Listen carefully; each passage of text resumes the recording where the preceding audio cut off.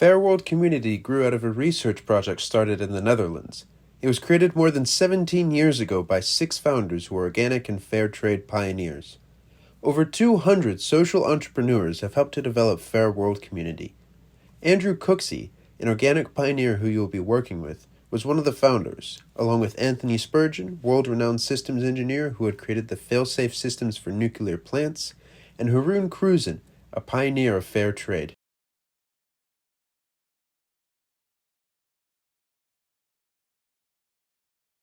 We volunteer our time and invest what money we can into trying to create something that will serve communities, in particular to help alleviate poverty.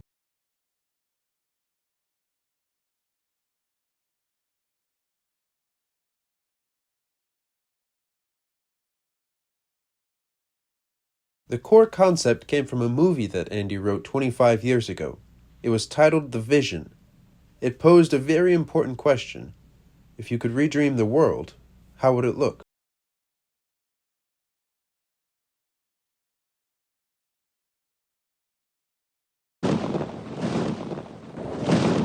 As a new millennium approaches, man's dominance of Earth is seemingly complete. But in the never-ending darkness of our universe, has this tiny oasis paid the price? Ecosystems grow weaker, rainforests disappear. Plant and animal species become extinct. As man's rule over the Earth put in motion a series of events which will eventually destroy the planet, prophecies speak of future cataclysmic events. Native peoples from around the world reveal that this destruction is not inevitable. Prophecies are not predestined. They only show what is likely to occur if we continue on our present path. We are at a crucial crossroads. The future of our planet lies in our ability to change.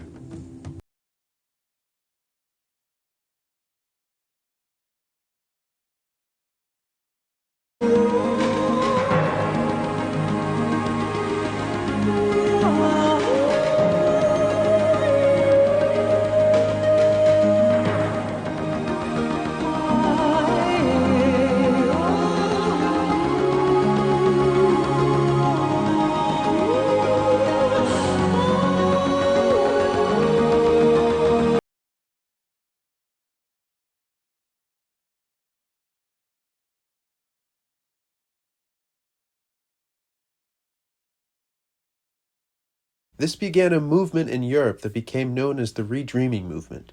By 2005, that dream started to become a reality. Students came from both Europe and North America and created the foundations for what you see today. The brand symbol of Eco-Mama, the Earth, as a young woman with children, was created from a dream that Andy had and described to his friend, famed Dutch cartoonist Peter Pontiac. Today, that brand symbol is being personified by Maravik Gandhi, who is of Taboli and Blan heritage.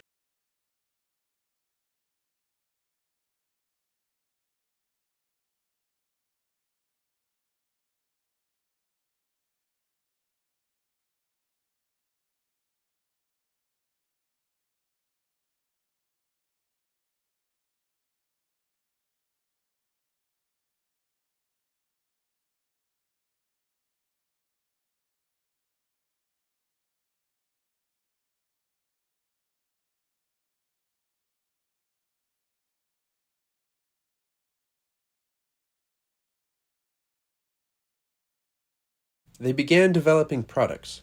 One was a line of rice cakes with the world's largest rice cakes manufacturer, Sana Rice, in Holland, and began working with the Dutch logistics company and certification agency Peterson Control Union. Together with them, the development of the idea of field-to-fork inclusive value chains was born.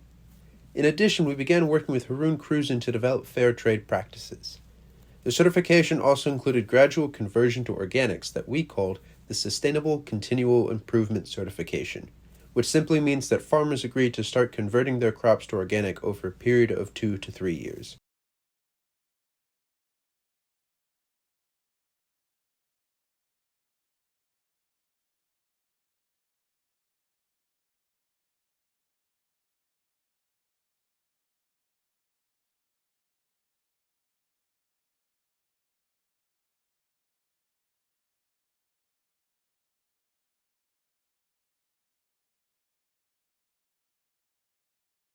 By 2007, it was starting to take shape, and prototypes were done in Ecuador and Greece. In Greece, we worked with the organic cooperatives to create distribution in Europe. In Ecuador, we created the Foundations for Eco-Ecuador, an initiative to convert a percentage of agricultural production and tourism to sustainable practices. We worked with the ministers of agriculture and tourism to maximize the impact. One of the problems is the attritional loss of agricultural commodities from the necessity of shipping to faraway processing facilities.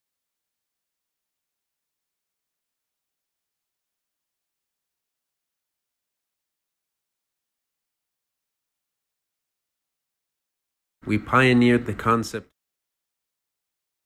In the area of tourism, Andy's son Keel was working with Expedia as their original ratings manager, and he created the idea of renting vacation homes and staying with indigenous people as guests.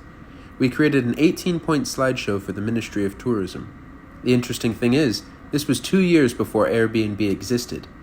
This is something which should be instituted again because we believe the communities should control and benefit from the tourism, not Silicon Valley or absentee landlords.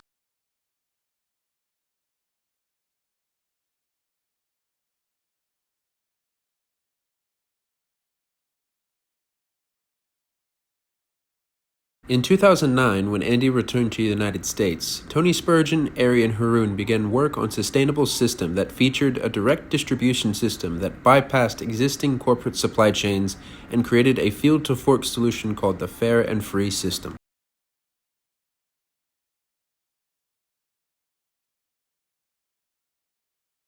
In 2011, we realized that the way to build a sustainable community was to create a web portal that could be used by an international online community. Andy moved to Canada, and the foundations were established with a Canadian team, primarily co-founder Amanda Solms. Over the next 4 years, it evolved further.